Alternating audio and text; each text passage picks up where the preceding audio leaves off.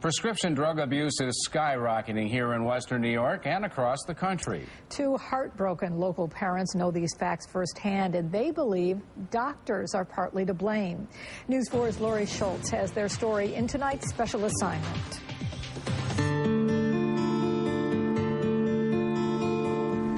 His life ended way too early. The grief of Suzanne and Mark Crotty is as fresh today as it was on October 26, 2009. The day their 19-year-old son Zachary died from a fatal mix of prescription drugs. He had such potential, but the drugs took over his life. Their son's death shined the spotlight on the growing problem of prescription drug abuse in our own community. They can kill. Taken the wrong way, taken too many times. It's very dangerous. Since Zach's death, communities have responded by sponsoring prescription drug drop-off sites where unused drugs can be properly disposed of. We've also seen law enforcement dismantle several large prescription drug rings. Progress? I do feel that we are making some progress, quite a bit of progress, really. However, The problem begins from the doctors prescribing the prescription drugs. UB addiction specialist Dr. Richard Blondell told me that in the past decade, physicians have been encouraged to pay close attention to patient pain. As a result, they're writing more and more prescriptions. Doctors are overprescribing. And what's being done to stop them from doing so? Nothing. The overprescribing makes it easy for people to get their hands on pills to get high or to make a buck.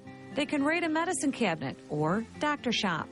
We recently sent one of our news assistants undercover to inquire only about Suboxone, a drug used to ease the withdrawal effects suffered by addicts.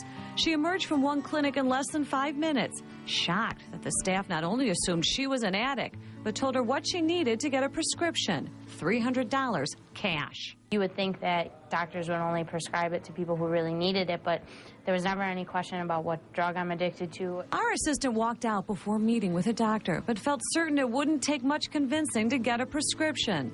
No doubt addicts are good at misrepresenting themselves, but Dr. Blondell says not all docs are duped. Some are dishonest. The bottom line message is that for physicians, we need to be more thoughtful in how we prescribe medications. He should have never been prescribed all the drugs that he was prescribed. Zach's parents hold some of his doctors accountable. They strongly believe the time has come to look more closely at the people behind the prescription pad. Well, no physicians were charged in the recent drug bust in Western New York, but the investigations continue. Obviously, we know doctors alone can't be blamed. Many of them have less time with each patient, and patients aren't as easy to track as they used to be.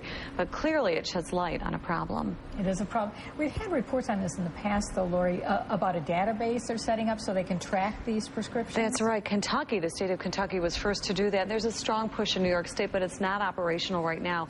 Basically, what it would do was allow doctors to log on to see what drugs patients may be taking. It would also be very helpful for law enforcement. All right, yeah. So something we'll be hearing more about then. Definitely.